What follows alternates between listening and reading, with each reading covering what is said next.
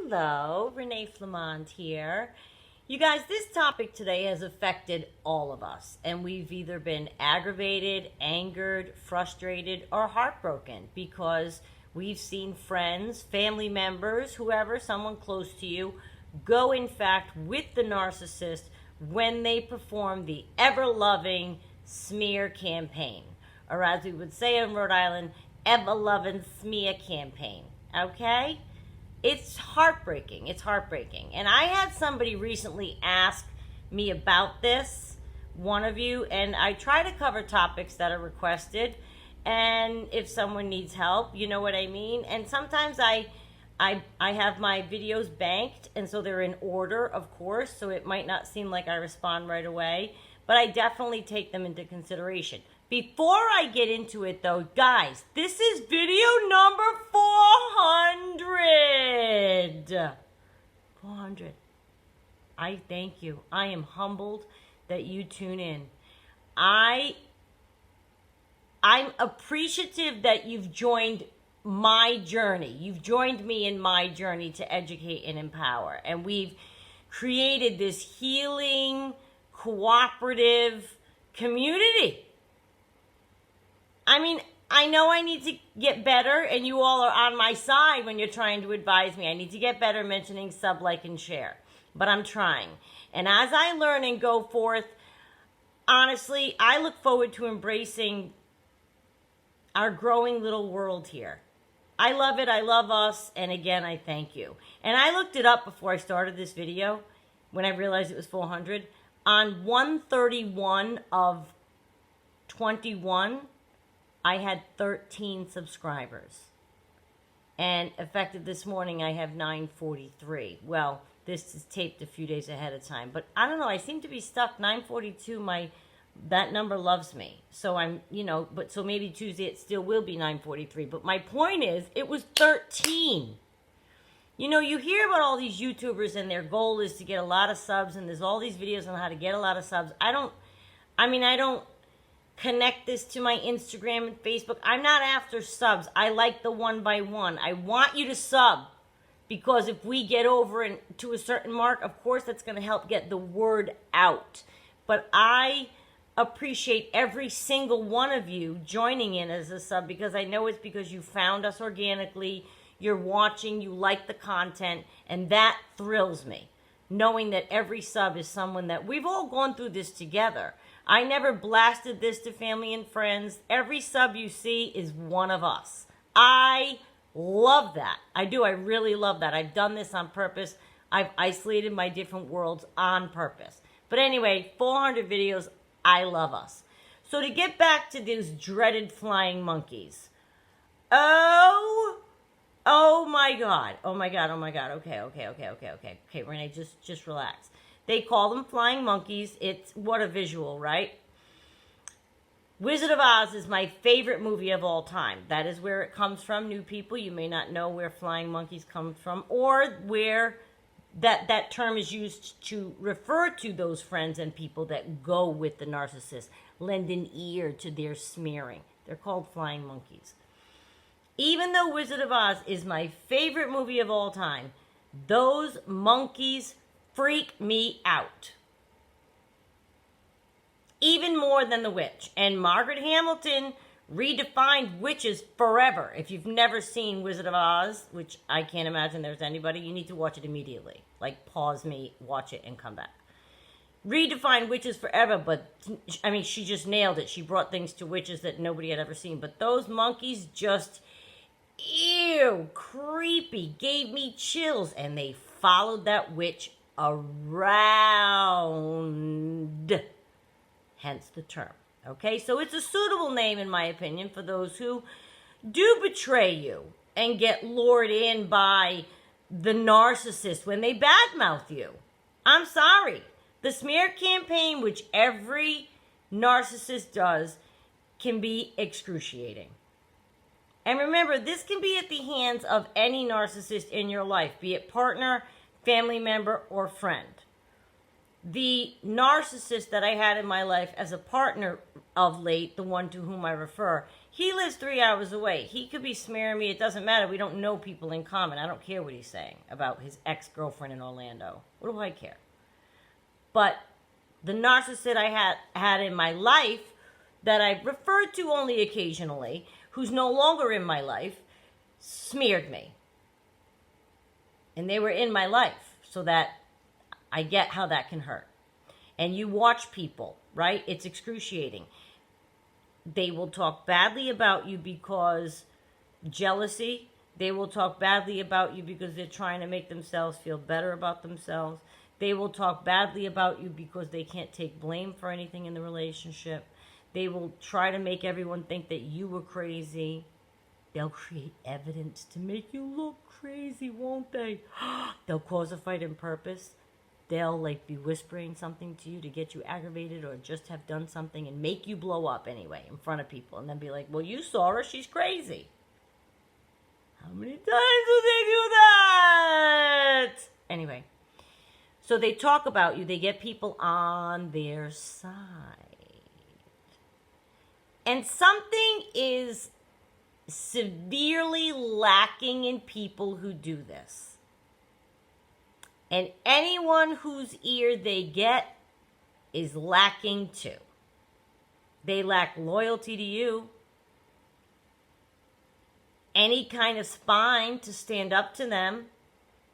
They lack vision in that they can't see what the narcissist is doing when they corner them and talk bad about you, who is supposed to be their mutual loved one.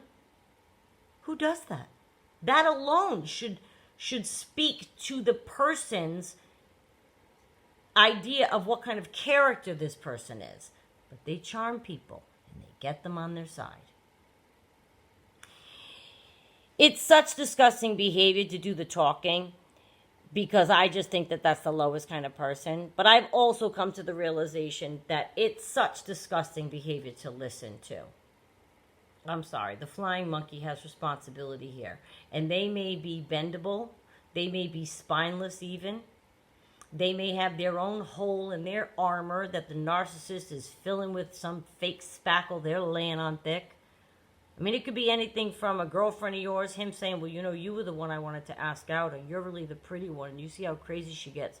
To them cozying up to your cousin or sister or friend or to triangulate you later with them, and oh, I'm out with so-and-so, and make you mad, and they can get them on their side. It can come in many ways, you understand, right? And I've seen it all, by the way. And it's pretty low. And I just think that talking behind your back when you're not there to defend yourself or give your side it's abusive. At some point, you have to make a choice to cut that out. That's a person who's abusing you because you're not there to defend yourself. Half of what they say, or all of what they say, is lies. And even in my opinion, say for example, you and somebody shared something and it was a negative experience for both of you. Even that, a good friend that's good wouldn't, muckle up with oh yeah, I know what you mean because this one time back in 1983, she did this. I couldn't believe it. But now that you mention it, narcissist, yeah, she is a little insane. Like they start digging up stuff. That's a certain fabric of disloyalty. And do you continue with this person who betrayed you? You have to make a choice now as to where your loyalty is going to lie. It should be to yourself. Because this person, I'm sorry, who just believes the narcissist without challenge and turns on you, has some deep-seated issues. You know what I mean? I mean, someone listened and goes in their direction. They deserve to be called a flying monkey. Now, look, I'm very angry. But you know what? Some do come back. And you have to be open to that. I've seen a flying monkey come to their own realization about what kind of person this narcissist was and is, and then return to your life. That can happen, and their hat is in hand. If that happens, then by all means, you have to entertain listening to them. You do, and give them a shot, because they were duped just like you were duped. And yes, it stings and you want to scream, but you believe this nonsense? How could you not just stand up and say, no way, Renee's not like that, or Sally's not like that, or Sherry's not like that, or Lori, or Linda, or Brenda, or Strawberry, any of you. Nobody stands up and says, you know what I mean, I'm going to cry. Like, nobody? Like, that's not nice. It's not nice. It's not. I mean, I don't understand that, because if this happened to me, actually it has, and I've said, I'm not going to talk on a turn about that person. That's my friend you're talking about. Like, there are other things friends can say. But if they go through the cycle and they learn their own hard way and they come to you hat in hand, I do it, and I have, and I've maintained, and friendships have blossomed out of that kind of thing. Give it a listen is all I'm saying. The cunning nature of the narcissist is exactly that. Cunning, manipulative. They'll charm, compliment the flying monkey, buy them even, drinks, dinner, entertainment, like courting a client. They'll go all out to get the friend of yours on their side. And remember, they've been doing it since they met you. From the minute that they met the people that they zeroed in on who they thought they could charm to get on their side should they need them. So they start out right away. Oh, that person liked my jokes. Oh, I can cozy up to this person. Do you know what I'm saying? And then that'll be the person that will say to you, well, what do you mean you can't work it out? I can't see him doing that. He seems to love you so much. He seems fun. He seems nice. He seems charming. He seems to dote on you. They'll do that extra thick in front of the person that they intend to make be a flying monkey, so that they have nothing but good to say in front of them, and they don't believe you when you try to tell them. Doesn't matter, they're your people. They should. They really should. And I wish we had more people that had a spine to stand up, but you have to understand, they may have been in a vulnerable spot just like you. The narcissist might have said just the right thing, just like they did with you. I mean, but if they come around, I think that you should give them a shot, because flying monkeys often do see the narcissist turn on them in a second, if it benefits the narcissist to do so. So they come hat in hand, saying, you were right. I apologize, or something like this. Do you know what I mean? And I'll tell you, I've had any and all of these things happen to me. And it's devastating when you see someone you think so highly of make the gravely miscalculated decision to go with the narcissist. Believe the narcissist. And it challenged me, because I thought so highly of this person. Ethically, morally, bright. Well, I'm bright, and I fell for it too. So see, we're not stupid. We were duped. There's a difference. I made a video on that before. So we can't call them stupid to believe the narcissist either, if you really think it through. We have to be even, right? So, but it is painful. But then, I don't know, at some point, you sit up straight and you realize your worth. That's what I did. It still stings, sure. And a certain friendship of mine, the one I'm thinking of, was never the same. But people that are truly meant to be in your life, that want to be in your life, will be. If they don't come back hat in hand, then it is the time to fully discern whether that person, whether you think highly of them or not,